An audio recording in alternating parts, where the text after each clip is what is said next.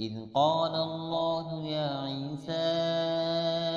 إني متوفيك ورافعك إلي ومطهرك من الذين كفروا وجاعل الذين اتبعوك فوق الذين كفروا إلى يوم القيامة ثم إلي مرجعكم فأحكم بينكم فيما كنتم فيه تختلفون فأما الذين كفروا فأعذبهم عذابا شديدا في الدنيا والآخرة وما لهم من ناصرين وأما الذين آمنوا وعملوا الصالحات فيوفيهم أجورهم والله لا يحب الظالمين ذلك نتلوه عليك من الآيات والذكر الحكيم إن مثل عيسى عند الله كمثل آدم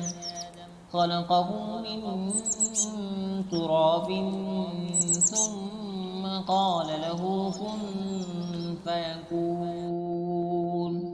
الحق من ربك فلا تكن من الممترين فمن حاجك فيه من بعد ما جاءك من العلم فقل تعالوا ندعو أبناءنا وأبناءكم ونساءنا ونساءكم وأنفسنا وأنفسكم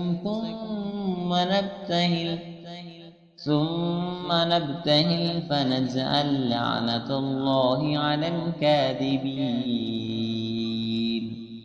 إن هذا لهو القصص الحق